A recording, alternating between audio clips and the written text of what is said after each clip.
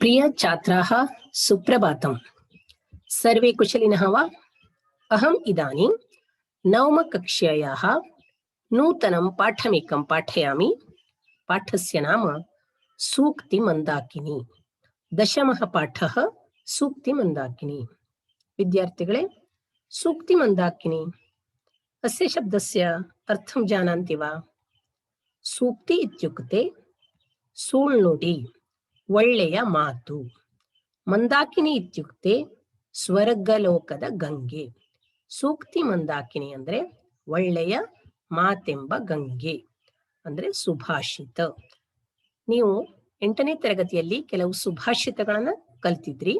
ಹಾಗೆಯೇ ಈ ವರ್ಷ ಕೂಡ ಮತ್ತೆ 4 ಸುಭಾಷಿತಗಳನ್ನ ಕಲಿತಾ ಇದ್ದೀರಿ. ಅವು ಯಾವ್ಯಾವುದು, ಅವುಗಳ ಅರ್ಥಗಳನ್ನ ಈಗ ನಾವು ಸೂಕ್ತಿ ಮಂದಾಕಿನಿ ಎಂಬ ಪಾಠದಲ್ಲಿ ನೋಡೋಣ. ಪೀಠಿಕಾಂ ಪಠಾಮಿ ಶೃಣ್ವಂತು ಛಾತ್ರಾಃ. ಸುಷ್ಟು ಭಾಷಿತಂ ಸುಭಾಷಿತಂ. ಸಂಸ್ಕೃತ ವಾಂಗ್ಮಯೇ ಸುಂದರಾಣಿ ಸುಭಾಷಿತಾನಿ ಶೋಭಂತಿ. ವೇದ ಶಾಸ್ತ್ರ ಪುರಾಣ ಇತಿಹಾಸ ಕಾವ್ಯ ನಾಟಕಾದಿಷು ರಮ್ಯಾಣಿ ಸುಭಾಷಿತಾನಿ ಉಪಲಭ್ಯಂತೆ.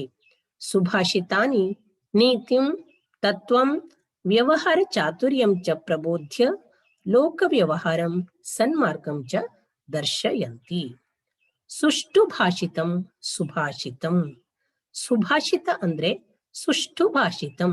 ಸುಷ್ಟು ಅಂದ್ರೆ ಯೋಗ್ಯವಾಗಿ ಹೇಳಿರುವಂತಹದ್ದು, ಸರಿಯಾಗಿ ಹೇಳಿರುವುದು.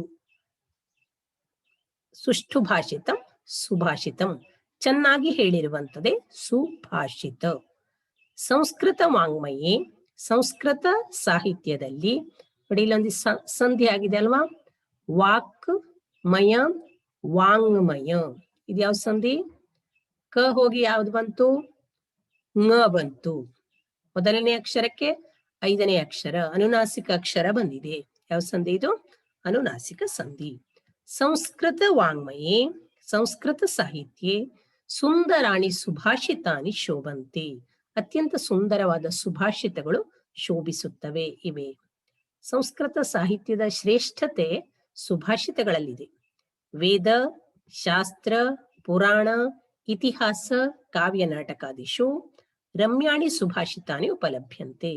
ನಮಗೆ ಸಂಸ್ಕೃತದ ವೇದಗಳು ಶಾಸ್ತ್ರಗಳು ಪುರಾಣಗಳು ಇತಿಹಾಸ ಕಾವ್ಯ ನಾಟಕಗಳಲ್ಲಿ ಸುಂದರವಾದ ಸುಭಾಷಿತಗಳು ಲಭ್ಯವಾಗುತ್ತವೆ, ಸಿಗ್ತವೆ. ಸುಭಾಷಿತಗಳನ್ನು ಯಾಕೆ ಓದ್ಬೇಕು? ಅವು ನಮ್ಗೆ ಏನು ಪ್ರಯೋಜನವನ್ನು ಉಂಟು ಮಾಡ್ತವೆ? ಸುಭಾಷಿತಾನಿ ನೀತಿಂ ತತ್ವಂ ವ್ಯವಹಾರ ಚಾತುರ್ಯಂ ಚ ಪ್ರಬೋಧ್ಯ ಲೋಕ ವ್ಯವಹಾರಂ ಸನ್ಮಾರ್ಗಂ ಚ ದರ್ಶಯಂತಿ. ಸುಭಾಷಿತಗಳು ನೀತಿಯನ್ನ ತತ್ವವನ್ನ ವ್ಯಾವಹಾರಿಕ ಚಾತುರ್ಯವನ್ನ ಉಂಟು ಮಾಡಿ ಲೋಕದಲ್ಲಿ ಹೇಗೆ ವ್ಯವಹರಿಸಬೇಕು ಎಂದು ತಿಳಿಸುವುದರ ಜೊತೆಗೆ ಸನ್ಮಾರ್ಗವನ್ನು ತೋರಿಸ್ತವೆ. ನಾವು ಹೇಗೆ ನಡೆಯಬೇಕು, ಹೇಗೆ ನಡೆಯಬಾರದು, ಒಳ್ಳೆಯ ಮಾರ್ಗವನ್ನ ತೋರಿಸುವಂತಹುದು ಈ ಸುಭಾಷಿತಗಳು. ಹಾಗೆ ನಾವು ಬಳಸುವ ಅಥವಾ ನಾವು ಬರೆಯುವ ಪ್ರಬಂಧದಲ್ಲಾಗಲಿ ಮಾಡುವ ಭಾಷಣಗಳಲ್ಲಾಗಲಿ ಈ ಸಂಸ್ಕೃತ ಸುಭಾಷಿತಗಳನ್ನ ಮಧ್ಯೆ ಮಧ್ಯೆ ಸೇರಿಸಿದರೆ ನಾವು ಆಡುವ ಮಾತಿಗೂ ಹಾಗೂ ಬರೆಯುವ ಪ್ರಬಂಧಕ್ಕೂ ಏನಾಗ್ತದೆ? ಒಂದು ತೂಕ ಜಾಸ್ತಿ ಆಗ್ತದೆ. ಆದ್ದರಿಂದ ಈ ಸುಭಾಷಿತಗಳನ್ನ ನೀವು ಓದ್ಬೇಕು, ಕಂಠಪಾಠ ಮಾಡಬೇಕು. ಕೇವಲ ಪರೀಕ್ಷಾ ದೃಷ್ಟಿಯಿಂದ ಮಾತ್ರವಲ್ಲ, ಜೀವನದ ದೃಷ್ಟಿಯಿಂದಲೂ ಕೂಡ ಸುಭಾಷಿತಗಳು ನಮಗೆ ಉಪಯೋಗವಾಗ್ತವೆ. ಸನ್ಮಾರ್ಗಂ, ಸತ್ ಮಾರ್ಗಂ ಸನ್ಮಾರ್ಗಂ. ಇದು ಕೂಡ ತ ಅಕ್ಷರಸ್ಯ ಸ್ಥಾನೆ ನ ಅಕ್ಷರಂ ಆಗತಂ, ಅತಃ ಅನುನಾಸಿಕ ಸಂಧಿ. ಪಶ್ಯಂತು, ಪ್ರಥಮಂ ಸುಭಾಷಿತಂ ಮಮ ಭಗಿನಿ ಗಾಯತಿ ಶೃಣ್ವಂತು ಛಾತ್ರಾಃ.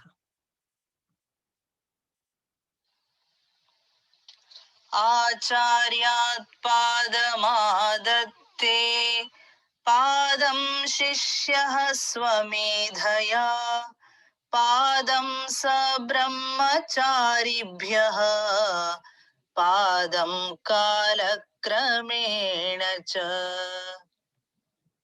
ಸುಭಾಷಿತಂ ಶ್ರುತವಂತಃ ಕಿಲ? ಆಚಾರ್ಯಾತ್ ಪಾದಮಾದತ್ತೆ ಪಾದಂ ಶಿಷ್ಯಃ ಸ್ವಮೇಧಯಾ ಪಾದಂ ಸ ಬ್ರಹ್ಮಚಾರಿಭ್ಯಃ ಪಾದಂ ಕಾಲಕ್ರಮೇಣ ಚ. ಆಚಾರ್ಯಾತ್ ಶಿಷ್ಯಃ ಪಾದಂ ಆದತ್ತೆ. ಪಾದಂ ಸ್ವಮೇಧಯ ಪಾದಂ ಸ ಬ್ರಹ್ಮಚಾರಿಭ್ಯಃ ಪಾದಂ ಕಾಲಕ್ರಮೇಣ ಆದತ್ತೆ. ಪಶ್ಯಂತು. ಭಾವಾರ್ಥಃ ಅಸ್ತಿ ಅತ್ರ ಪಶ್ಯಂತು. ಆಚಾರ್ಯಾತ್ ಗುರುಗಳಿಂದ ವಿದ್ಯಾಯಾಃ ಅಂಶ ಚತುಷ್ಟಯೇ ಶಿಷ್ಯಃ ಆಚಾರ್ಯಾತ್ ಏಕಾಂಶಂ ಸ್ವೀಕರೋತಿ. ಏಕಾಂಶಂ ಸ್ವಸ್ಯ ಬುದ್ಧಿಶಕ್ತಿಯ ಸಂಪಾದಯತಿ. ಸಹಪಾಠಿನಾಂ ಸಹವಾಸೇನ ತೃತೀಯಾಂಶಂ ಅವಗಚ್ಚತಿ. ಅಂತಿಮ ಭಾಗಾಂಶಂ ಕಾಲಕ್ರಮೇಣ ಜಾನಾತಿ. ಪಾದಂ ಇತ್ಯುಕ್ತೆ ಕಾಲು ಭಾಗ. ನೋಡಿ, ವಿದ್ಯೆಯಲ್ಲಿ ನಾವು 4 ಭಾಗ ಇದೆ ಅಂದ್ಕೊಳ್ಳೋಣ. ಅದರಲ್ಲಿ ನೋಡಿ, ವಿದ್ಯಾಯಾಹ ಅಂಶ ಚತುಷ್ಟಯೇ, ವಿದ್ಯೆಯ 4 ಭಾಗಗಳಲ್ಲಿ ಶಿಷ್ಯನಾದವನು ಆಚಾರ್ಯಾತ್ ಏಕಾಂಶಂ ಸ್ವೀಕರೋತಿ, ಗುರುಗಳಿಂದ 1 ಭಾಗವನ್ನು ಸ್ವೀಕರಿಸುತ್ತಾನೆ. ನೀವು ಈಗ ಶಾಲಾ ಕಾಲೇಜುಗಳಿಗೆ ಹೋಗಿ ಶಿಕ್ಷಣವನ್ನ ಪಡಿತೀರಲ್ವಾ, ಇದು ಔಪಚಾರಿಕ ಶಿಕ್ಷಣ. ಈ ಔಪಚಾರಿಕ ಶಿಕ್ಷಣದಿಂದ ನೀವು ಪಡೆಯುವುದು ವಿದ್ಯೆಯ ಕೇವಲ ಕಾಲು ಭಾಗವನ್ನು ಮಾತ್ರ. ಒಟ್ಟು 1 ಭಾಗ ಇದೆ, ಅದರಲ್ಲಿ ಕಾಲು ಭಾಗವನ್ನ ಅಥವಾ 4 ಭಾಗದಲ್ಲಿ 1 ಭಾಗವನ್ನ ನೀವೇನ್ ಮಾಡ್ತೀರಿ, ಗುರುಗಳಿಂದ ಕಲ್ತ್ಕೊಳ್ತೀರಿ. ವಿದ್ಯಾಭ್ಯಾಸ ಮಾಡುವುದರಲ್ಲಿ, ಶಾಲಾ ಕಾಲೇಜುಗಳಿಗೆ ಹೋಗಿ ವಿದ್ಯಾಭ್ಯಾಸ ಮಾಡುವುದರಿಂದ ನೀವು ಕೇವಲ 1 ಭಾಗವನ್ನು ಮಾತ್ರ ಪಡ್ಕೊಳ್ತೀರಿ. ಹಾಗಾದ್ರೆ ಮತ್ತೆ 3 ಭಾಗವನ್ನು ಹೇಗೆ ಪಡ್ಕೊಳ್ತೀರಿ? ಏಕಾಂಶಂ ಸ್ವಸ್ಯ ಬುದ್ಧಿಶಕ್ತಿಯ ಸಂಪಾದಯತಿ. ಮತ್ತೆ ಮತ್ತೊಂದು ಅಂಶವನ್ನ ತನ್ನ ಬುದ್ಧಿಶಕ್ತಿಯಿಂದ ಸಂಪಾದಿಸುತ್ತಾನೆ. ನೋಡಿ, ಗುರುಗಳೇ ಎಲ್ಲವುದು ಅಲ್ಲ, ನಿಮಗೂ ಕೂಡ ಬುದ್ಧಿಶಕ್ತಿ ಇರ್ತದೆ. ನೀವೇನ್ ಮಾಡ್ತೀರಿ, ನಿಮ್ಮ ಬುದ್ಧಿಶಕ್ತಿಯಿಂದ ಇನ್ನೊಂದು ಕಾಲು ಭಾಗವನ್ನ ಅಥವಾ 1 ಅಂಶವನ್ನ ನೀವು ಬುದ್ಧಿಶಕ್ತಿಯಿಂದ ಸಂಪಾದನೆ ಮಾಡ್ಕೊಳ್ತೀರಿ. ಆದ್ರಿಂದ ಯಾರಿಗೆ ಬುದ್ಧಿಶಕ್ತಿ ಹೆಚ್ಚಿರ್ತದೆಯೋ ಅವರು ಹೆಚ್ಚೆಚ್ಚು ಕಲಿತಾರೆ. ಸುತ್ತಮುತ್ತಲಿನ ಪರಿಸರದಿಂದ ಬೇರೆ ಬೇರೆ ಪುಸ್ತಕಗಳನ್ನು ಓದುವುದರ ಮೂಲಕ ನೀವೇನ್ ಮಾಡ್ತೀರಿ, ನಿಮ್ಮ ಬುದ್ಧಿಶಕ್ತಿಯನ್ನು ಉಪಯೋಗಿಸಿ ವಿದ್ಯೆಯ ಇನ್ನೊಂದು ಭಾಗವನ್ನ ಸಂಪಾದನೆ ಮಾಡ್ತೀರಿ. ಹಾಗೆ ಸಹಪಾಠಿನಾಂ ಸಹವಾಸೇನ ತೃತೀಯಾಂಶಂ ಅವಗಚ್ಚತಿ. ನೋಡಿ ವಿದ್ಯಾರ್ಥಿಗಳೇ, ನೀವು ಒಬ್ಬರೇ ಶಾಲೆಗೆ ಬರೋದಿಲ್ಲ, ನೀವೊಬ್ಬರೇ ಕಲಿಯುವುದಲ್ಲ. ನಿಮ್ ಜೊತೆಗೆ ಏನಾಗಿರ್ತಾರೆ, ನಿಮ್ಮ ಸಹಪಾಠಿಗಳಿರ್ತಾರೆ. ಅವ್ರ ಜೊತೆ ನೀವೇನ್ ಮಾಡ್ತೀರಿ, ಕೆಲವೊಂದು ವಿಷಯಗಳನ್ನ ಚರ್ಚೆ ಮಾಡ್ತೀರಿ. ನಿಮಗೆ ಬರದೇ ಇರುವಂತಹ ವಿಷಯಗಳು ಅವರಿಗೆ ಗೊತ್ತಿರ್ತವೆ. ಹಾಗೆ ಆ ಸಹಪಾಠಿಗಳ ಸಹವಾಸದಿಂದ 3ನೇ ಅಂಶವನ್ನ ಕಲ್ತ್ಕೊಳ್ತೀರಿ. ನೋಡಿ, ಈಗ ಕೋವಿಡ್ ಪ್ರಯುಕ್ತ ನಿಮಗೆ ಆನ್ಲೈನ್ ನಲ್ಲಿ ಕ್ಲಾಸ್ಗಳು ಪ್ರಾರಂಭ ಆಗ್ತಾ ಇದ್ದಾವಲ್ವಾ. ಇದರಿಂದ ನಿಮ್ಗೆ ಏನಾಗ್ತದೆ, ಸಹಪಾಠಿಗಳ ಒಡನಾಟ ತಪ್ಪಿದೆ. ಸಹಪಾಠಿಗಳ ಒಡನಾಟ ತಪ್ಪದ್ರಿಂದ ನೀವು ಕಲಿಯುವ ವಿದ್ಯೆಯ ಪ್ರಮಾಣ ಕೂಡ ಕಡಿಮೆ ಆಗ್ತಾ ಇದೆ. ಯಾಕೆಂದ್ರೆ ಸಹಪಾಠಿಗಳು ನಿಮ್ ಜೊತೆ ಕಲಿತಾ ಇರುವವರು ನಿಮಗಿಂತ ಹೆಚ್ಚಿನ ಬುದ್ಧಿಶಕ್ತಿ ಇರ್ತದೆ, ಹೆಚ್ಚೆಚ್ಚು ವಿಷಯಗಳನ್ನ ಪಡ್ಕೊಂಡಿರ್ತಾರೆ. ಯಾಕೆಂದ್ರೆ ಅವರು ಓದುವ ವಿಷಯಗಳು, ಅವರ ಪರಿಸರ ಬೇರೆ ಬೇರೆ ಆಗಿರ್ತದೆ. ಅವರಿಂದ ಕೂಡ ನೀವು ಏನ್ ಮಾಡ್ತಿದ್ದೀರಿ, ಅವರ ಸಹವಾಸದಿಂದಲೂ 3ನೇ ಅಂಶವನ್ನ ಪಡ್ಕೊಳ್ತೀರಿ. ಆದ್ದರಿಂದ ನಿಮ್ಮ ಸಹಪಾಠಿಗಳನ್ನ, ನಿಮ್ಮ ಗೆಳೆಯರನ್ನ ನೀವು ಒಳ್ಳೆಯವರನ್ನ, ಬುದ್ಧಿವಂತರನ್ನ ಮಾಡ್ಕೊಂಡ್ರೆ ನೀವು ಕಲಿಯುವ ವಿದ್ಯೆಯ ಪ್ರಮಾಣ ಕೂಡ ಜಾಸ್ತಿ ಆಗ್ತಾ ಹೋಗ್ತದೆ. ಇದು 3 ಭಾಗ ಆಯ್ತಲ್ಲ. ಆನಂತರ ಅಂತಿಮ ಭಾಗಾಂಶಂ ಕಾಲಕ್ರಮೇಣ ಜಾನಾತಿ. ನೋಡಿ ವಿದ್ಯಾರ್ಥಿಗಳೇ, ಕೊನೆಯ ಭಾಗವನ್ನ ನೀವು ಕಾಲಕ್ರಮೇಣ ಕಲಿತಾ ಹೋಗ್ತೀರಿ, ತಿಳ್ಕೊಳ್ತಾ ಹೋಗ್ತೀರಿ. ಯಾಕೆಂದ್ರೆ ಒಂದ್ ಮಾತಿದೆ ನೋಡಿ, education starts from womb to tomb. ಅಂದ್ರೆ ವೂಮ್ ಬಂದ್ರೆ ಗರ್ಭ, ಟೂಮ್ ಬಂದ್ರೆ ಗೋರಿ. ಗರ್ಭದಿಂದ ಗೋರಿಯವರೆಗೂ ಕೂಡ ಕಲಿಕೆ ಅನ್ನೋದು ಸಾಗ್ತಾ ಇರುತ್ತದೆ. ಅದು ಯಾವತ್ತೂ ಕಲಿಕೆ ನಿಂತ ನೀರಲ್ಲ, ಅದು ಮುಂದುವರಿತಾ ಹೋಗ್ತಾ ಇರ್ತದೆ. ನೀವು ಪ್ರತಿಯೊಂದು ಸಂದರ್ಭಗಳಲ್ಲಿಯೂ ಕಲಿಯುವಿಕೆ ಆಗ್ತಾ ಇರ್ತದೆ.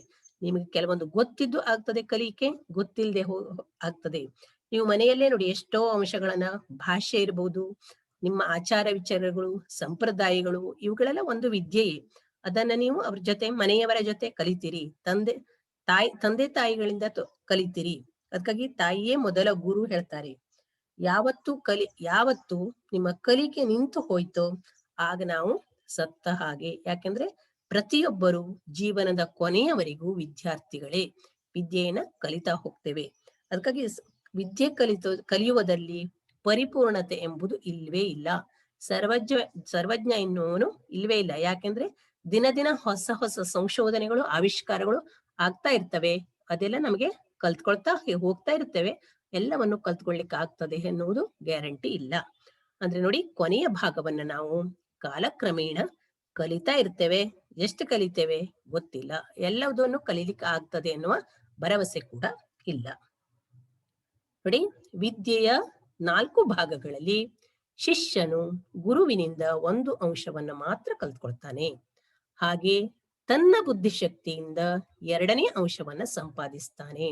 ಸಹಪಾಠಿಗಳ ಸಹವಾಸದಿಂದ 3ನೇ ಅಂಶವನ್ನು ಪಡ್ಕೊಳ್ತಾನೆ.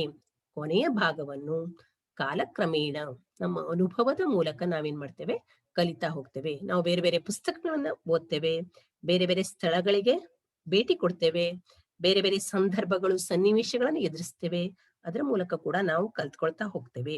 ಈ ರೀತಿ ವಿದ್ಯೆ ಎಂಬುದು ನಮ್ಮ ಹುಟ್ಟಿನಿಂದ ಸಾಯುವವರೆಗೂ ಏನಾಗ್ತದೆ, ಮುಂದುವರಿತಾ ಇರ್ತದೆ. ನಾವು ಶಾಲೆಯಲ್ಲಿ 1 ಪುಸ್ತಕ 2 ಪುಸ್ತಕಗಳನ್ನ ಓದುವುದರ ಮೂಲಕ ಮಾತ್ರ ವಿದ್ಯೆ ಅಲ್ಲ. ಅದು ವಿದ್ಯೆಯನ್ನು ಕಲೀಲಿಕ್ಕೆ ಸಾಧ್ಯನೂ ಇಲ್ಲ. ಅದು ಒಂದು ಅಂಶ ಮಾತ್ರ. ನೆನ್ಪಿರ್ಲಿ, ಶಾಲೆಯ ಪುಸ್ತಕಗಳನ್ನು ಓದಿದ್ರೆ ಮಾತ್ರ ನಮ್ಗೆ ವಿದ್ಯೆ ಬಂದೋಯ್ತು, ನಾನೇ ಶ್ರೇಷ್ಠ ಅನ್ನೋದು ಬೇಡ. ಯಾಕೆಂದ್ರೆ ಇದೆಲ್ಲದರಿಂದ ನಿಮ್ಗೆ ಕಲಿತಾ ಹೋಗ್ಬೇಕಾಗ್ತದೆ. ಬುದ್ಧಿಶಕ್ತಿಯಿಂದ ಕಲಿಬೇಕು ಅಂದ್ರೆ ನೀವು ಬೇರೆ ಬೇರೆ ಪುಸ್ತಕಗಳನ್ನ, ಲೈಬ್ರರಿಗಳಿಗೆ ಭೇಟಿ ನೀಡಿ ಬೇರೆ ಬೇರೆ ಪುಸ್ತಕಗಳನ್ನ ಓದ್ಬೇಕು, ಇಂಟರ್ನೆಟ್ ಗಳನ್ನ ಸರ್ಚ್ ಮಾಡ್ಬೇಕು. ಗೊತ್ತಾಯ್ತಾ? ನಿಮ್ಮ ವಿದ್ಯೆಯ ವಿಸ್ತಾರವನ್ನ ಹೆಚ್ಚು ಮಾಡ್ಕೊಳ್ಬೇಕು ಅಂದ್ರೆ ಇದೆಲ್ಲದರಿಂದ ಸಾಧ್ಯವಾಗ್ತದೆ. ಈಗ 2ನೇ ಶ್ಲೋಕ ನೋಡಿ.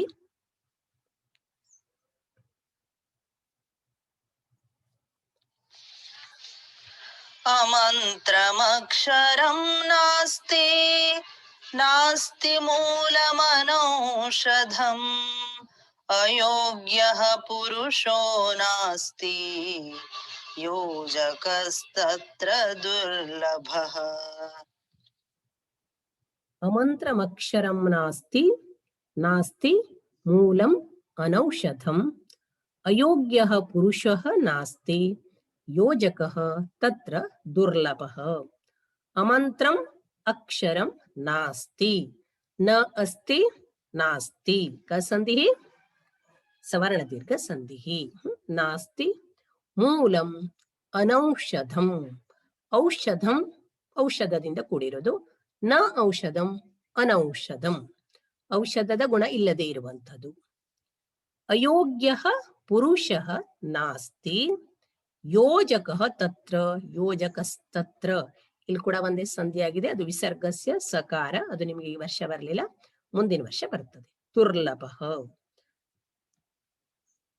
ಅಮಂತ್ರಂ ಅಕ್ಷರಂ ನಾಸ್ತಿ ಅನೌಷಧಂ ಮೂಲಂ ನಾಸ್ತಿ ಅಯೋಗ್ಯಃ ಪುರುಷಃ ನಾಸ್ತಿ ತತ್ರ ಯೋಜಕಃ ದುರ್ಲಭಃ. ಅಸ್ಯ ಶ್ಲೋಕಸ್ಯ ಭಾವಾರ್ಥಂ ಪಶ್ಯಂತು. ಮಂತ್ರೇಣ ರಹಿತಂ, ಅಮಂತ್ರಂ ಅಂದ್ರೆ ಮಂತ್ರೇಣ ರಹಿತಂ, ಅಕ್ಷರಂ ನಾಸ್ತಿ ಔಷಧ ಗುಣರಹಿತಾಃ ಮೂಲಿಕಾ ನಾಸ್ತಿ ಅನರ್ಹಃ ಮನುಷ್ಯಃ ನಾಸ್ತಿ ಪರಂತು ತಾನ್ ಸಂಯೋಜಿತುಂ ಯೋಜಕಃ ವಿರಲಃ. ನೋಡಿ, ಮಂತ್ರೇಣ ರಹಿತಂ, ಮಂತ್ರವಿಲ್ಲದ ಅಕ್ಷರವಿಲ್ಲ. ಪ್ರತಿಯೊಂದು ಅಕ್ಷರವೂ ಕೂಡ ಮಂತ್ರದಿಂದ ಕೂಡಿರ್ತದೆ. ಆದ್ರೆ ನಮಗೆ ಅದು ಗೊತ್ತಿಲ್ಲ. ಯಾಕೆಂದ್ರೆ ನಾವು ಆ ಮಂತ್ರವನ್ನ ಕಲಿತಿಲ್ಲ. ಗೊತ್ತಾಯ್ತಾ? ಮಂತ್ರದಿಂದ ಮಂತ್ರವಿಲ್ಲದ ಅಕ್ಷರವಿಲ್ಲ. ಪ್ರತಿಯೊಂದು ಅಕ್ಷರಕ್ಕೂ ಮಂತ್ರ ಇರ್ತದೆ.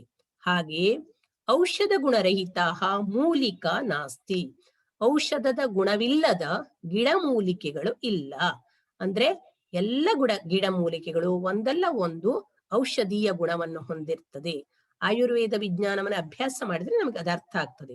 ಅಥವಾ ಆಯುರ್ವೇದದ ಡಾಕ್ಟರ್ಗಳಿರ್ತಾರಲ್ಲ, ಅವರಿಗೆ ಗೊತ್ತಿರ್ತದೆ ಯಾವ ಯಾವ ಮೂಲಿಕೆಗಳು ಯಾವ ಯಾವ ಔಷಧೀಯ ಗುಣವನ್ನು ಹೊಂದಿರ್ತವೆ, ಯಾವ ರೋಗಕ್ಕೆ ಬರ್ತವೆ ಅಂತ.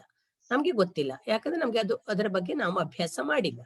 ಆದರೆ ಔಷಧದ ಗುಣವನ್ನು ಎಲ್ಲ ಮೂಲಿಕೆಗಳು, ಮೂಲಿಕೆ ಅಂದ್ರೆ ಬೇರುಗಳು ಹೊಂದಿರ್ತವೆ. ಎಲ್ಲ ಗಿಡದ ಮೂಲಿಕೆಗಳು, ಎಲ್ಲ ಗಿಡದ ಬೇರುಗಳು ಒಂದಲ್ಲ ಒಂದು ರೀತಿಯ ಔಷಧೀಯ ಗುಣವನ್ನು ಹೊಂದಿರ್ತದೆ. ಯಾವುದಾದ್ರೂ ಒಂದು ರೋಗಕ್ಕೆ ಅವು ಮದ್ದಾಗಿ ಪರಿಣಮಿಸ್ತವೆ. ಹಾಗೆಯೇ ಅನರ್ಹ ಮನುಷ್ಯ ನಾಸ್ತಿ. ಅನರ್ಹನಾದ, ಅರ್ಹತೆ ಇಲ್ಲದ, ಯೋಗ್ಯತೆ ಇಲ್ಲದ ಮನುಷ್ಯನು ಇಲ್ಲವೇ ಇಲ್ಲ. ಅವನಲ್ಲಿ ಯಾವುದಾದ್ರೂ ಒಂದು ಯೋಗ್ಯತೆ ಇದ್ದೇ ಇರ್ತವೆ. ಆದರೆ ಪರಂತು ತಾನ್ ಸಂಯೋಜಯಿತು, ಅವರನ್ನ ಒಂದು ನಿರ್ದಿಷ್ಟವಾದ ಸ್ಥಾನದಲ್ಲಿ ಜೋಡಿಸಲು ಅಥವಾ ಅವರಿಗೆ ನಿರ್ದಿಷ್ಟ ಸ್ಥಾನವನ್ನು ಒದಗಿಸಿಕೊಡಲು ಯೋಜಕ, ಅವನನ್ನು ಯೋಜಿಸುವವರು, ಸರಿಯಾದ ಮಾರ್ಗದಲ್ಲಿ ನಡೆಯುವಂತೆ ಮಾಡುವವರು ವಿರಳರು. ಅವರಿಲ್ಲ, ಅವರ ಕೊರತೆ ಇದೆ. ಅಯೋಗ್ಯನಾದ ಮನುಷ್ಯ ಇಲ್ಲ. ಈಗ ನೋಡಿ, ಉದಾಹರಣೆಗೆ ನೋಡಿ, ಒಬ್ಬ ವಿದ್ಯಾರ್ಥಿ ಕಲಿಕೆಯಲ್ಲಿ ಹಿಂದಿರ್ಬಹುದು. ಅವನು ನಾವೇನ್ ಮಾಡ್ತೇವೆ, ದಂಡ ಪಿಂಡ ದಡ್ಡ, ಅವನಿಗೇನು ಬರುವುದಿಲ್ಲ ಅಂತೇವೆ. ಆದ್ರೆ ಅವನು ಆಟದಲ್ಲಿ ಮುಂದಿರ್ಬಹುದು, ಡ್ರಾಯಿಂಗ್ ನಲ್ಲ ಬರಿಬಹುದು, ಹಾಗೆ ಹಾಡುವಿಕೆಯಲ್ಲಿ ಇರ್ಬಹುದು, ಹೊಲಿಗೆ ಕಸೂತಿಗಳು ಇರಬಹುದು. ಅವನಿಗೆ ಯಾವುದು ಇಷ್ಟ ಆ ಕೆಲಸದಲ್ಲಿ ಅವನನ್ನ ತೊಡಗಿಸಬೇಕು. ಯಾವುದು ಇಷ್ಟವೋ ಆ ಕೆಲಸವನ್ನು ಮಾಡಿದ್ರೆ ಮಾತ್ರ ಅವನಿಗೆ ಸಂತೋಷ ಸಿಗ್ತದೆ, ಜೀವನದಲ್ಲಿ ನೆಮ್ಮದಿ ಸಿಗ್ತದೆ, ಹಾಗೆ ಸಫಲತೆಯನ್ನ ಕಾಣ್ಲಿಕ್ಕಾಗ್ತದೆ. ಎಲ್ಲರೂ ಒಂದನ್ನೇ ಕಲೀರಿ. ಈಗ ನೋಡಿ, ಸಾಮಾನ್ಯವಾಗಿ ಎಲ್ಲರೂ ತಂದೆ ತಾಯಿಗಳು ಮಕ್ಕಳಿಗೆ ಏನಂತಾರೆ, ಡಾಕ್ಟರ್ ಆಗಿ, ಎಂಜಿನಿಯರ್ ಆಗಿ. ಮೂರನೇದು ಯಾವುದು ಗೊತ್ತೇ ಇಲ್ಲ. ನೀನ್ ಡಾಕ್ಟರ್ ಆದ್ರೆ ಮಾತ್ರ ಕಲಿ, ಡಾಕ್ಟರ್ ಆಗೋದಿದ್ರೆ ಮಾತ್ರ ಕಲಿ, ಎಂಜಿನಿಯರ್ ಆಗೋದಿದ್ರೆ ಮಾತ್ರ ಕಲಿ ಅಂತ ಹೇಳ್ತಾರೆ. ಹೌದಲ್ವಾ? ಅದು ತಪ್ಪು. ಯಾಕೆಂದ್ರೆ ಅವನಿಗೆ ಡ್ರಾಯಿಂಗ್ ನಲ್ಲಿ ಆಸಕ್ತಿ ಇರಬಹುದು, ಅವ ಅದನ್ನು ಕಲಿಬಹುದಲ್ವಾ? ಅಥವಾ ಸಂಗೀತದಲ್ಲಿ ಆಸಕ್ತಿ ಇರಬಹುದು, ಸಂಗೀತವನ್ನು ಕಲಿಬಹುದು. ಈ ರೀತಿ ಪ್ರತಿಯೊಬ್ಬರು ದಂಡಪಿಂಡ, ಏನು ಕೆಲಸಕ್ಕೆ ಬಾರದವರು ಅನ್ನೋರು ಯಾರೂ ಇಲ್ಲ ಈ ಪ್ರಪಂಚದಲ್ಲಿ. ಆದ್ರೆ ಅವರನ್ನ ಯೋಗ್ಯ ಕೆಲಸದಲ್ಲಿ ತೊಡಗಿಸುವವರು ವಿರಳರು. ಶಿಕ್ಷಕರಾದವರು ಅವ್ರಿಗೆ ಗೊತ್ತಿರ್ತದೆ, ಪಾಲಕರಿಗೂ ಗೊತ್ತಿರ್ತದೆ ತನ್ನ ಮಗ ಏನ್ ಮಾಡ್ತಾನೆ ಅಥವಾ ಮಗಳು ಯಾವುದರಲ್ಲಿ ಆಸಕ್ತಿ ಇದೆ. ಹಾಗೆ ಶಿಕ್ಷಕರಾದವರು ಈ ವಿದ್ಯಾರ್ಥಿ ಯಾವುದರಲ್ಲಿ ಜೋರಿದ್ದಾನೆ, ಯಾವುದೇ ಅವನಿಗೆ ಆಗುದಿಲ್ಲ ಅನ್ನೋದನ್ನು ತಿಳ್ಕೊಂಡು, ನೋಡಿ ಹೀಗೆ ಮಾಡು, ಇದನ್ನ ಮಾಡಿದ್ರೆ ನೀನು ಜೀವನದಲ್ಲಿ ಮುಂದೆ ಬರ್ತೀಯಾ, ಸಕ್ಸಸ್ ಅನ್ನು ಕಾಣ್ತೀಯಾ ಎನ್ನುವುದನ್ನ ಅವರು ಹೇಳಬೇಕು. ಪಾಲಕರಾದವರು ಹೇಳ್ಬೇಕು, ಹಾಗೆ ಶಿಕ್ಷಕರಾದವರು ಹೇಳ್ಬೇಕು. ಯಾಕೆಂದ್ರೆ ಅವರನ್ನ ಅಂಥ ಕೆಲಸದಲ್ಲಿ ತೊಡಗಿಸಿದರೆ ಅವ್ರೇನ್ ಮಾಡ್ತಾರೆ, ಜೀವನವನ್ನ ನೆಮ್ಮದಿಯಿಂದ ಕಳೀತಾರೆ, ಮತ್ತೆ ಜೀವನದಲ್ಲಿ ಏನನ್ನಾದ್ರೂ ಸಾಧಿಸ್ತಾರೆ. ಇದು ಈ ಶ್ಲೋಕದ ತಾತ್ಪರ್ಯ. ಮಂತ್ರವಿಲ್ಲದ ಅಕ್ಷರವಿಲ್ಲ, ಔಷಧ ಗುಣದ ರಹಿತವಾದ ಮೂಲಿಕೆ ಇಲ್ಲ, ಅನರ್ಹನಾದ ಮನುಷ್ಯನಿಲ್ಲ. ಆದರೆ ಅವರನ್ನು ಸರಿಯಾದ ಕಾರ್ಯದಲ್ಲಿ ತೊಡಗಿಸುವವರು ವಿರಳರು. ಅವರಿಗೆ ಯಾವ್ದು ಇಷ್ಟನೋ ಆ ನೀವು ಕೂಡ ವಿದ್ಯಾರ್ಥಿಗಳೇ, ನಿಮ್ಗೆ ಗೊತ್ತಿರ್ತದೆ, ನನಗೆ ಇದಾಗುದಿಲ್ಲ, ಇದಾದ್ರೆ ಇಷ್ಟ, ನನಗೆ ಹೇಳಿ. ಯಾವ್ದು ಇಷ್ಟನೋ ಅದರಲ್ಲೇ ಮುಂದುವರಿರಿ. ಯಾಕೆಂದ್ರೆ ಬೇರೆಯವರು ಹೇಳ್ತಾರೆ ಅಂತ ನಾವೇನನ್ನಾದ್ರೂ ಕಲೀಲಿಕ್ಕೆ ಹೋದ್ರೆ ನಮ್ಗೆ ಅದು ಕಲೀಲಿಕ್ಕೆ ಸಾಧ್ಯ ಆಗುದಿಲ್ಲ. ನಿಮ್ಗೆ ಯಾವ್ದ್ರಲ್ಲಿ ಆಸಕ್ತಿ ಇದೆಯೋ ಅದೇ ವಿಷಯದಲ್ಲಿ ಮುಂದುವರಿರಿ, ಆಗ ಜೀವನದಲ್ಲಿ ಸಫಲತೆಯನ್ನ ಕಾಣ್ತೀರಿ. ಇದು ಈ ಶ್ಲೋಕ.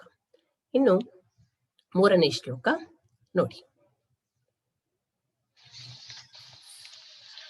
ವನೇಪಿ ಸಿಂಹಾ ಮೃಗಮಾಂಸ ಭಕ್ಷ್ಯಾಃ ಬುಭುಕ್ಷಿತಾನೈವ ತೃಣಂ ಚರಂತಿ ಏವಂ ಕುಲೀನಾ ವ್ಯಸನಾಭಿಭೂತಾ ನ ನೀತಿ ಮಾರ್ಗಂ ಪರಿಲಂಘಯಂತಿ. ವನೇಪಿ ಸಿಂಹ ಮೃಗಮಾಂಸ ಭಕ್ಷ್ಯಾಃ ಬುಭುಕ್ಷಿತಾ ನೈವ ತೃಣಂ ಚರಂತಿ ಏವಂ ಕುಲೀನಾ ವ್ಯಸನಾಭಿಭೂತ ನ ನೀತಿ ಮಾರ್ಗಂ ಪರಿಲಂಘಯಂತಿ. ವನೇಪಿ, ಇಲ್ಲೊಂದು ಸಂಧಿ ಆಗಿದೆ ಅಲ್ವಾ? ವನೇ ಅಪಿ, ವನೇಪಿ ಕಸಂಧಿ, ಪೂರ್ವರೂಪ ಸಂಧಿ. ನೈವ, ನ ಏವ ನೈವ ಕಸಂಧಿ, ಐ ಅಕ್ಷರ ಬಂದಿದೆ, ಹೌದಲ್ವಾ? ಯಾವ ಸಂಧಿ ಅದು? ವೃದ್ಧಿ ಸಂಧಿ. ನ ನೀತಿ ಮಾರ್ಗ ಪರಿಲಂಘಯಂತಿ. ವನೆ ಮೃಗಮಾಂಸ ಭಕ್ಷ್ಯಾಃ ಸಿಂಹಾಃ ಬುಭುಕ್ಷಿತಾ ವನೆ ಅಪಿ ತೃಣಂ ನ ಚರಂತಿ ಏವಂ ಕುಲೀನಃ ವ್ಯಸನಾಭಿಭೂತ ನೀತಿ ಮಾರ್ಗಂ ನ ಪರಿಲಂಘಯಂತಿ. ಭಾವಾರ್ಥಂ ಪಶ್ಯಂತು. ಯಥಾ ಪ್ರಾಣಿ ಪಿಶಿತಾಹಾರಿಣಃ ಮೃಗರಾಜಾಃ ಅಟವ್ಯಾಂ क्षुत्पीडिता अपि तरणं न खादन्ति तथैव सत्कुलप्रसूताः ಸಂಕಷ್ಟೇ ಸತ್ಯಪಿ ನ್ಯಾಯಮಾರ್ಗಂ ನ ಪರಿತ್ಯಜಂತಿ. ನೋಡಿ, ಹೇಗೆ ಯಥಾ ಪ್ರಾಣಿ ಪಿಶಿತ ಆಹಾರಿಣಃ ಮೃಗರಾಜಾಃ. ಮೃಗರಾಜಃ ಕಃ? ಮೃಗರಾಜಃ ಸಿಂಹಃ. ಮೃಗರಾಜನಾದಂಥ ಸಿಂಹವು ಪ್ರಾಣಿಗಳ ಮಾಂಸಗಳನ್ನು, ಪಿಶಿತಂ ಇತ್ಯುಕ್ತೆ ಮಾಂಸ, ಪ್ರಾಣಿಗಳ ಮಾಂಸಗಳನ್ನ ತಿಂದು ಬದುಕ್ತವೆ, ಹೌದಲ್ವಾ? ಮೃಗರಾಜ ಯಾವಾಗ್ಲೂ ಮಾಂಸಾಹಾರಿ ಪ್ರಾಣಿ, ಅದು ಸಸ್ಯಾಹಾರ ಆಗ್ಲಿಕ್ಕೆ ಸಾಧ್ಯವೇ ಇಲ್ಲ. ಸಸ್ಯ, ಕಾಡಿನಲ್ಲಿ ಎಷ್ಟೇ ಸಸ್ಯವಿದ್ರೂ ಕೂಡ ಅದು ಸಸ್ಯವನ್ನು ತಿನ್ನೋದಿಲ್ಲ, ಯಾಕೆಂದ್ರೆ ಅದು ಮಾಂಸಾಹಾರಿ. ಹೀಗೆ ಪ್ರಾಣಿಗಳ ಮಾಂಸವನ್ನು ತಿನ್ನುವಂತಹ ಸಿಂಹವು, ಮೃಗರಾಜನು, ಅಟವ್ಯಾಂ ಅಡವಿಯಲ್ಲಿ, ಕ್ಷುತ್ ಪೀಡಿತ ಅಪಿ, ಕ್ಷುತ್ ಪೀಡಿತ ಅಂದ್ರೆ ಹಸಿವೆಯಿಂದ ಕೂಡಿದ್ದರೂ ಸಹ, ತೃಣಂ ನ ಕಾದಂತಿ, ನನಗೆ ಹಸಿವೆ ಆಗಿದೆ, ತಡ್ಕೊಳ್ಳಿಕ್ಕೆ ಆಗುದಿಲ್ಲ ಅಂತ ತಿಳ್ಕೊಂಡ್ರು ಕೂಡ, ಅಷ್ಟು ಹಸಿವಿನಿಂದ ಕೂಡಿದ್ರು ಕೂಡ ಅದು ಹುಲ್ಲನ್ನ ತಿನ್ನುವುದಿಲ್ಲ. ಅದಕ್ಕೆ ಪ್ರಾಣಿಗಳು ಸಿಗ್ಬೇಕು, ಅದರ ಮಾಂಸವನ್ನು ತಿನ್ನಬೇಕೇ ವಿನ ನನಗೆ ಹಸಿವೆಯಾಗಿದೆ ಅಂತ ಅದು ಹುಲ್ಲನ್ನು ತಿನ್ನುವುದಿಲ್ಲ. ಹಾಗೆಯೇ ಸತ್ಕುಲ ಪ್ರಸೂತಾಹ, ಸತ್ ಕುಲೀನಃ ಅಂದ್ರೆ ಸತ್ಕುಲ ಪ್ರಸೂತರು, ಕುಲೀನ ಅಂದ್ರೆ ಸತ್ಕುಲ ಪ್ರಸೂತರಲ್ವಾ? ಸತ್ಕುಲ ಅಂದ್ರೆ ಒಳ್ಳೆಯ ಕುಲದಲ್ಲಿ ಹುಟ್ಟಿದವರು. ಸಂಕಷ್ಟೇ ಸತ್ಯಪಿ, ಯಾವುದೇ ಸಂಕಷ್ಟಗಳನ್ನ ಎದುರಿಸಿದರು, ಸಂಕಷ್ಟಗಳಿಗೆ ಗುರಿಯಾದರು, ನ್ಯಾಯ ಮಾರ್ಗಂ ನ ಪರಿತ್ಯಜಂತಿ, ನ್ಯಾಯವಾದ ಮಾರ್ಗವನ್ನ ಅವರು ಬಿಡುವುದಿಲ್ಲ. ಒಳ್ಳೆಯ ಮಾರ್ಗದಲ್ಲಿ, ಸನ್ಮಾರ್ಗದಲ್ಲಿ ಹೋಗ್ತಾರೆ ವಿನ ಕೆಟ್ಟ ದಾರಿಯಲ್ಲಿ ಅವರು ಎಂದೂ ತುಳಿಯುವುದಿಲ್ಲ, ಕೆಟ್ಟ ದಾರಿಯಲ್ಲಿ ಹೆಜ್ಜೆ ಇಡುವುದಿಲ್ಲ. ಸತ್ಕುಲ ಪ್ರಸೂತಾಹ, ಒಳ್ಳೆಯ ಕುಲದಲ್ಲಿ ಹುಟ್ಟಿದವರು ಸಂಕಷ್ಟ ಎದುರಾದರೂ ಕೂಡ ನ್ಯಾಯ ಮಾರ್ಗವನ್ನ ಬಿಡುವುದಿಲ್ಲ. ಹೀಗೆ ಪ್ರಾಣಿಗಳ ಮಾಂಸವನ್ನು ತಿನ್ನುವಂತಹ ಮೃಗರಾಜರು ಅಂದ್ರೆ ಸಿಂಹಗಳು ಅಡವಿಯಲ್ಲಿ ಎಷ್ಟೇ ಹಸಿವಿನಿಂದ ಕೂಡಿದ್ದರೂ ಹುಲ್ಲನ್ನು ತಿನ್ನುವುದಿಲ್ಲ. ಹಾಗೆಯೇ ಒಳ್ಳೆಯ ಕುಲದಲ್ಲಿ ಜನಿಸಿದವರು ಸಂಕಷ್ಟ ಎದುರಾದರೂ ಕೂಡ ನ್ಯಾಯ ಮಾರ್ಗವನ್ನ ತ್ಯಜಿಸುವುದಿಲ್ಲ. ನನಗೆ ಈಗ ಕಷ್ಟ ಬಂದಿದೆ, ತೊಂದರೆ ಆಗಿದೆ, ಯಾರಿಗಾದ್ರೂ ಮೋಸ ಮಾಡಿ ಏನಾದ್ರೂ ಮಾಡಿ ನಾನು ಆ ಸಂಕಷ್ಟದಿಂದ ಪಾರಾಗುವ, ಅಥವಾ ಸುಳ್ಳು ಹೇಳುವ, ಅಥವಾ ಯಾರಿಗಾದ್ರೂ ಮೋಸ ಮಾಡುವ ಎನ್ನುವ ಯಾವುದೇ ಸಣ್ಣ ಯೋಚನೆ ಕೂಡ ಅವರು ಮಾಡುವುದಿಲ್ಲ. ಕಷ್ಟದಲ್ಲಿ ಬಿದ್ರು ತೊಳಲಾಡಿದ್ರು ಅಡ್ಡಿಲ್ಲ, ಯಾವುದೇ ರೀತಿಯ ತೊಂದರೆಗಳನ್ನು ಅನುಭವಿಸಿದ್ರು ಅಡ್ಡಿಲ್ಲ, ಅವ್ರೇನ್ ಮಾಡ್ತಾರೆ? ನ್ಯಾಯ ಮಾರ್ಗವನ್ನ ಬಿಡುವುದಿಲ್ಲ. ಹೀಗೆ ಸಿಂಹಗಳು ಅಡವಿಯಲ್ಲಿ ಹಸಿವಿನಿಂದ ಕೂಡಿದ್ದರೂ ಕೂಡ ಹುಲ್ಲನ್ನ ತಿನ್ನದ ಹಾಗೆ, ಹುಲ್ಲು ಬೇಕಾದಷ್ಟು ಸಿಗ್ತವೆ ಅವಕ್ಕೆ, ಆದ್ರೆ ತಿನ್ನೋದಿಲ್ಲ, ಪ್ರಾಣಿಗಳ ಮಾಂಸಕ್ಕಾಗಿಯೇ ಕಾಯ್ತವೆ. ಹಾಗೆಯೇ ಒಳ್ಳೆಯ ಕುಲದಲ್ಲಿ ಹುಟ್ಟಿದವರು ಕೂಡ ಅವರಿಗೆ ಮೋಸ ಮಾಡಿ ಅಥವಾ ಏನಾದ್ರೂ ಬೇರೆ ಅನ್ಯಾಯದ ಮಾರ್ಗದಿಂದ ಆ ಸಂಕಷ್ಟದಿಂದ ಪಾರಾಗಲಿಕ್ಕೆ ಅವಕಾಶಗಳು ಇರ್ತವೆ, ಆದ್ರೂ ಕೂಡ ಅವನ್ನ ಒಳ್ಳೆಯ ಮಾರ್ಗವನ್ನ ಬಿಡುವುದಿಲ್ಲ. ಇದು ಈ ಶ್ಲೋಕದ ಭಾವಾರ್ಥ. ಆನಂತರ ಕೊನೆಯ ಹಾಗೂ 4ನೇ ಶ್ಲೋಕ ನೋಡಿ. ಮಮ್ಮ ಭಗಿನಿ ಗಾಯತಿ ಶೃಣ್ವಂತು. ಪಾಪಾನ್ ನಿವಾರಯತಿ ಯೋಜಯತೆ ಹಿತಾಯ ಗುಹ್ಯಂಚ ಗೋಹತಿ ಗುಣಾನ್ ಪ್ರಕಟೀಕರೋತಿ ಆಪದ್ಗತಂಚ ನ ಜಹಾತಿ ದದಾತಿ ಕಾಲೇ ಸನ್ಮಿತ್ರ ಲಕ್ಷಣಮಿದಂ ಪ್ರವದಂತಿ ಸಂತಃ. ಪಶ್ಯಂತು. ಪಾಪಾನ್ ನಿವಾರಯತಿ ಯೋಜಯತೆ ಹಿತಾಯ ಗುಹ್ಯಂಚ ಗೂಹತಿ ಗುಣಾನ್ ಪ್ರಕಟೀಕರೋತಿ ಆಪದ್ಗತಂಚ ನ ಜಹಾತಿ ದದಾತಿ ಕಾಲೇ ಸನ್ಮಿತ್ರ ಲಕ್ಷಣಂ ಇದಂ ಪ್ರವದಂತಿ ಸಂತಃ. ಪಾಪಾತ್ ನಿವಾರಯತಿ, ಪಾಪಾನ್ ನಿವಾರಯತಿ, ಕ ಸಂಧಿ ಅನುನಾಸಿಕ ಸಂಧಿ, ತಕ್ಕೆ ನ ಬಂದಿದೆ, ಹೌದಲ್ವಾ? ಯೋಜಯತೆ ಹಿತಾಯ ಗುಹ್ಯಂಚ ಗೂಹತಿ ಗುಣಾನ್ ಪ್ರಕಟೀಕರೋತಿ ಆಪದ್ಗತಂ ಚ ನ ಜಹಾತಿ ದದಾತಿ ಕಾಲೇ ಸನ್ಮಿತ್ರ. ಸತ್ ಮಿತ್ರ ಸನ್ಮಿತ್ರ, ಇದು ಕೂಡ ಯಾವ ಸಂಧಿ? ಅನುನಾಸಿಕ ಸಂಧಿ. ಲಕ್ಷಣಂ ಇದಂ ಸಂತಃ ಪ್ರವದಂತಿ, ಒಳ್ಳೆಯ ಮಿತ್ರನ ಲಕ್ಷಣಗಳೇನು? ಸನ್ಮಿತ್ರ ಲಕ್ಷಣಂ. ನೀವು ಒಳ್ಳೆಯ ಮಿತ್ರನನ್ನು ಹೊಂದಿದ್ದೀರಾ? ಅಥವಾ ಮಿತ್ರರು ಇದ್ದೇ ಇರ್ತಾರೆ. ಅವರು ಒಳ್ಳೆಯ ಮಿತ್ರರೋ ಕೆಟ್ಟ ಮಿತ್ರರೋ ಎನ್ನುವುದನ್ನ ಈ ಶ್ಲೋಕದ ಮೂಲಕ ನೋಡ್ಕೊಳ್ಳಿ. ಏನು? ಪಾಪಾತ್ ನಿವಾರಯತಿ ಹಿತಾಯ ಯೋಜಯತೆ, ಗುಹ್ಯಂಚ ಗೂಹತಿ ಗುಣಾನ್ ಪ್ರಕಟೀಕರೋತಿ, ಆಪದ್ಗತಂಚ ನ ಜಹಾತಿ ಕಾಲೇ ದದಾತಿ, ಇದಂ ಸನ್ಮಿತ್ರ ಲಕ್ಷಣಂ ಸಂತಹ ಪ್ರವದಂತಿ. ಸಜ್ಜನರು ಸನ್ಮಿತ್ರರ ಲಕ್ಷಣ ಯಾವುದು ಅಂತ ಹೇಳಿದ್ದಾರೆ, ನೋಡೋಣ ಯಾವುದು. ಭಾವಾರ್ಥಂ ಪಶ್ಯಂತು.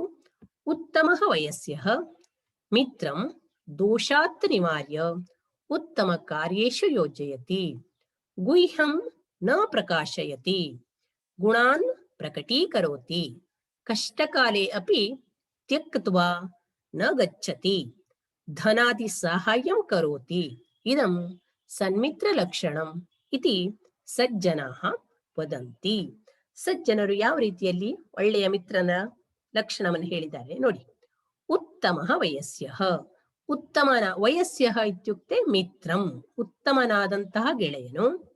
ಮಿತ್ರಂ ದೋಷಾತ್ ನಿವಾರ್ಯ ಉತ್ತಮ ಕಾರ್ಯೇಷು ಯೋಜಯತಿ, ಮಿತ್ರ ಏನಾದ್ರೂ ದೋಷಗಳನ್ನು ಮಾಡ್ತಾ ಇದ್ರೆ, ಕೆಟ್ಟ ಕೆಲಸಗಳನ್ನು ಮಾಡ್ತಾ ಇದ್ರೆ, ತಪ್ಪನ್ನ ಮಾಡ್ತಾ ಇದ್ರೆ ಅದನ್ನು ನಿವಾರಿಸಿ, ಹೀಗ್ ಮಾಡ್ಬೇಡ, ಇದು ಸರಿಯಾದುದಲ್ಲ ಎಂದು ಹೇಳುವುದರ ಮೂಲಕ ಉತ್ತಮ ಕಾರ್ಯೇಷು ಯೋಜಯತಿ, ಒಳ್ಳೆಯ ಕೆಲಸಗಳಲ್ಲಿ ಅವನನ್ನ ತೊಡಗಿಕೊಳ್ಳುವಂತೆ ಮಾಡ್ತಾನೆ. ನೋಡಿ, ಮಿತ್ರನು ಕೆಟ್ಟ ಕೆಲಸದಲ್ಲಿ ತೊಡಗಿಕೊಂಡಾಗ ಅದರಿಂದ ದೂರ ಮಾಡಿ ಅವನನ್ನ ಒಳ್ಳೆಯ ಕೆಲಸಗಳಲ್ಲಿ ತೊಡಗುವಂತೆ ಮಾಡ್ತಾನೆ. ಹಾಗೆಯೇ ಗುಹ್ಯಂನ ಪ್ರಕಾಶಯತಿ, ಯಾವುದೇ ರಹಸ್ಯಗಳಿದ್ರೆ, ಗುಹ್ಯಂ ಅಂದ್ರೆ ರಹಸ್ಯಗಳು, ನ ಪ್ರಕಾಶಯತಿ ಯಾರಿಗೂ ಹೇಳೋದಿಲ್ಲ. ನೋಡಿ ವಿದ್ಯಾರ್ಥಿಗಳೇ, ಸಾಮಾನ್ಯವಾಗಿ ಮನೆಯಲ್ಲಿ ತಂದೆ ತಾಯಿಗಳ ಜೊತೆಯಲ್ಲಿ ಹೇಳ್ಕೊಳ್ಳಿಕ್ಕೆ ಆಗದ ಎಷ್ಟೋ ಸಂಗತಿಗಳನ್ನ ನಾವು ಗೆಳೆಯರ ಹತ್ರ ಹೇಳ್ಕೊಳ್ತೇವೆ. ಆದ್ರೆ ಆ ಸಂಗತಿಗಳನ್ನ, ಆ ರಹಸ್ಯಗಳನ್ನ ಅವರು ಬೇರೆಯವರಿಗೆ ಹೇಳಿಬಿಟ್ರೆ ಅವನು ಒಳ್ಳೆಯ ಮಿತ್ರ ಆಗೋದಿಲ್ಲ. ಯಾಕಂದ್ರೆ ಯಾರಿಗೂ ಹೇಳಬಾರ್ದು ಅಂತ ನೀವು ಅವ್ರ ಹತ್ರ ಹೇಳಿರ್ತೀರಿ, ಅವ್ರು ಬೇರೆಯವರಿಗೆ ಹೇಳಿಬಿಟ್ರೆ, ಹೌದಲ್ವಾ? ಅಂತ ಆದ್ರೆ ಒಳ್ಳೆಯ ಮಿತ್ರನಾದವನು ನಿಮ್ಮ ರಹಸ್ಯಗಳು, ನಿಮ್ಮ ದೌರ್ಬಲ್ಯಗಳು ಏನೇ ಇದ್ರೂ ಕೂಡ ನ ಪ್ರಕಾಶಯತಿ, ಯಾರಿಗೂ ಹೇಳುವುದಿಲ್ಲ ಅವನು. ಹಾಗೆಯೇ ಗುಣಾನ್ ಪ್ರಕಟೀಕರೋತಿ, ನಿಮ್ಮಲ್ಲಿ ಒಳ್ಳೆಯ ಗುಣ ಇದ್ರೆ ಅದನ್ನೇನ್ ಮಾಡ್ತಾನೆ ಅವನು? ದೊಡ್ಡದಾಗಿ ಹೇಳ್ತಾನೆ, ಪ್ರಕಟಿಸ್ತಾನೆ, ಎಲ್ಲರಿಗೂ ತಿಳಿ ಹೇಳ್ತಾನೆ. ನೋಡಿ, ನನ್ನ ಫ್ರೆಂಡು ಹೀಗಿದ್ದಾನೆ, ಇವನಿಷ್ಟು ಒಳ್ಳೆಯವನು ಅಂತ. ಅದೇ ರೀತಿ ಕಷ್ಟಕಾಲೇ ಅಪಿ ತ್ಯಕ್ತ್ವಾ ನ ಗಚ್ಚತಿ, ಕಷ್ಟ ಕಾಲದಲ್ಲಿಯೂ ಕೂಡ ಬಿಟ್ಟು ಹೋಗುವುದಿಲ್ಲ. ಸಾಮಾನ್ಯವಾಗಿ ನೀವು ಒಳ್ಳೆಯ ಸಂದರ್ಭದಲ್ಲಿ ಇರುವಾಗ, ನಿಮ್ಮ ಹತ್ರ ಹಣ ಇರಬೇಕಾದ್ರೆ, ನಿಮ್ಮ ಹತ್ರ ಸಂಪತ್ತು ಇರ್ಬೇಕಾದ್ರೆ, ನೀವು ಸಂತೋಷದಲ್ಲಿ ಇರುವಾಗ ಏನ್ ಮಾಡ್ತಾರೆ? ಎಲ್ಲ ಗೆಳೆಯರು ನಿಮ್ಮ ಗೆಳೆಯರಂತೆ ಬಂದು ನಿಮ್ ಜೊತೆಗಿರ್ತಾರೆ. ಆದ್ರೆ ಕಷ್ಟ ಕಾಲ ಬಂದ ತಕ್ಷಣ ತಾನೇನಾದ್ರೂ ಸಹಾಯ ಮಾಡ್ಬೇಕು ಅಂತ ಏನ್ ಮಾಡ್ತಾರೆ? ಅವರು ನಿಮ್ಮಿಂದ ದೂರ ಆಗ್ಬಿಡ್ತಾರೆ. ಆದರೆ ಒಳ್ಳೆಯ ಮಿತ್ರನಾದವನು ಕಷ್ಟಕಾಲೇ ಅಪಿ ತ್ಯಕ್ತ್ವಾ ನ ಗಚ್ಚತಿ, ನಿಮ್ಗೆ ಯಾವುದೇ ಕಷ್ಟ ಬಂದ್ರೆ, ತೊಂದರೆ ಬಂದ್ರೆ ನಿಮ್ಮನ್ನ ಬಿಟ್ಟು ಹೋಗುವುದಿಲ್ಲ. ಜೊತೆಗೆ ಧನಾದಿ ಸಹಾಯಂ ಕರೋತಿ, ಹಣದ ಸಹಾಯವಾಗ್ಲಿ ಅಥವಾ ಇನ್ನು ಬೇರೆ ಯಾವುದೇ ರೀತಿಯ ಸಹಾಯ ಬೇಕಾದ್ರೆ ನಿಮಗೆ ಮಾಡ್ತಾನೆ. Friend in need is a friend in deed, ಹೌದಲ್ವಾ? ನಿಮ್ಗೆ ಕಷ್ಟಕ್ಕಾಗುವವನೇ ನಿಜವಾದ ಗೆಳೆಯ. ನಿಮ್ಮ ಅವಶ್ಯಕತೆ ಇದ್ದಾಗ ಅವನಿದ್ರೆ ಅವನು ನಿಜವಾದ ಗೆಳೆಯ. ಅದಕ್ಕಾಗಿ friend in need is a friend in deed ಹೇಳ್ತಾರೆ, ಹೌದಲ್ವಾ? ಇದಂ ಸನ್ಮಿತ್ರ ಲಕ್ಷಣಂ ಇತಿ ಸಜ್ಜನಾಃ ವದಂತಿ, ಇದು ಒಳ್ಳೆಯ ಮಿತ್ರರ ಲಕ್ಷಣವೆಂದು ಸಜ್ಜನರು ಹೇಳ್ತಾರೆ. ನೋಡಿ, ನಿಮ್ಮ ಗೆಳೆಯರು ಹೀಗೆ ಇದ್ದಾರ್ಯಾ? ನೀವು ತಪ್ಪು ಮಾಡಿದ್ರೆ ನಿಮ್ಮನ್ನ ತಿದ್ದುತ್ತಾನೆ ಅವನು, ತಿದ್ದಬೇಕು. ಇಲ್ಲ ಮಾಡು ಅಂತ ಫೋರ್ಸ್ ಮಾಡೋದಲ್ಲ ಕೆಟ್ಟ ಕೆಲಸಗಳಿಗೆ. ನೀವು ಕೆಟ್ಟ ಕೆಲಸ ಆಗಲಿ ಚಟ ಆಗಲಿ ಯಾವುದನ್ನು ಅಂಟಿಸ್ಕೊಂಡ್ರು ಅಥವಾ ಏನೇ ಆದ್ರೂ ಕೂಡ ಕೆಟ್ಟದ್ರಿಂದ ಅವನು ನಿಮ್ಮನ್ನ ಬೇರ್ಪಡಿಸಿ ಒಳ್ಳೆಯ ಕೆಲಸಗಳಲ್ಲಿ ನಿಮ್ಮನ್ನ ಇದು ತಪ್ಪು, ಇದು ಮಾಡಬೇಡ ಅಂತ ಒಳ್ಳೆಯ ಮಾರ್ಗದರ್ಶನವನ್ನ ಮಾಡುವವನು ನಿಜವಾದ ಗೆಳೆಯ. ಹಾಗೆ ನಿಮ್ಮ ರಹಸ್ಯಗಳನ್ನು, ನಿಮ್ಮ ದೌರ್ಬಲ್ಯಗಳನ್ನು ಹೇಳದೇ ಇರುವಂತವನು ಒಳ್ಳೆಯ ಗೆಳೆಯ. ನಿಮ್ಮ ಒಳ್ಳೆಯ ಗುಣಗಳನ್ನ ಎಲ್ಲರಿಗೂ ತಿಳಿಯುವಂತೆ ಮಾಡುವವನು ಒಳ್ಳೆಯ ಗೆಳೆಯ. ನೀವು ಕಷ್ಟ ಕಾಲದಲ್ಲಿದ್ದಾಗ ನಿಮ್ಮನ್ನು ಬಿಟ್ಟು ಹೋಗದೆ ನಿಮ್ಮ ಜೊತೆಯೇ ಸದಾ ಇರುವವನು ಒಳ್ಳೆಯ ಗೆಳೆಯ. ನಿಮಗೆ ಕಷ್ಟ ಕಾಲದಲ್ಲಿ ಹಣವನ್ನಾಗಲಿ ಅಥವಾ ಬೇರೆ ರೀತಿಯ ಯಾವುದೇ ರೀತಿಯ ಸಹಾಯವನ್ನು ಮಾಡುವವನು ಒಳ್ಳೆಯ ಗೆಳೆಯ. ಇದು ಒಳ್ಳೆಯ ಗೆಳೆಯರ ಲಕ್ಷಣವೆಂದು ಸಜ್ಜನರು ಹೇಳುತ್ತಾರೆ. ಇಂಥ ಗೆಳೆಯರನ್ನ ನಾವು ಹೆಚ್ಚೆಚ್ಚು ಮಾಡ್ಕೊಳ್ಬೇಕು. ಒಂದೇ ಗೆಳೆಯ ಇದ್ರೂ ಅಡ್ಡಿಲ್ಲ, ಇಂಥ ಉತ್ತಮ ಗೆಳೆಯ ಇರಬೇಕು. ಗೊತ್ತಾಯ್ತಾ? ಜಾಸ್ತಿ ಜಾಸ್ತಿ ಗೆಳೆಯರು ಇರ್ತಾರೆ, ನಿಮಗೆ ಕಷ್ಟವನ್ನೇ ತಂದೊಡ್ತಾರೆ ಅಂದ್ರೆ ಅಂತ ಗೆಳೆಯರಿಂದ ನೀವು ದೂರ ಇರುವುದು ಒಳ್ಳೆಯದು. ಮಿತ್ರರಿಲ್ಲದೆ ಹೋದ್ರೂ ಅಡ್ಡಿಲ್ಲ, ಒಂಟಿಯಾಗಿರುವುದಾದ್ರೂ ಬೇಕು, ಆದ್ರೆ ಕೆಟ್ಟ ಗೆಳೆಯರು ಎಂದಿಗೂ ಇರಬಾರ್ದು. ಇವಿಷ್ಟು ಸುಭಾಷಿತಗಳು. ವಿದ್ಯಾರ್ಥಿಗಳೇ, ಈ ಸುಭಾಷಿತಗಳನ್ನ ನೀವು ಕಂಠಪಾಠ ಮಾಡ್ಕೊಳ್ಳಿ, ಅದರ ತಾತ್ಪರ್ಯವನ್ನ ತಿಳ್ಕೊಳ್ಳಿ. ಮುಂದಿನ ಪಾಠದೊಂದಿಗೆ ನಾನು ನಿಮ್ಮನ್ನ ಮತ್ತೆ ಭೇಟಿಯಾಗ್ತೇನೆ. ಧನ್ಯವಾದ ಛಾತ್ರ.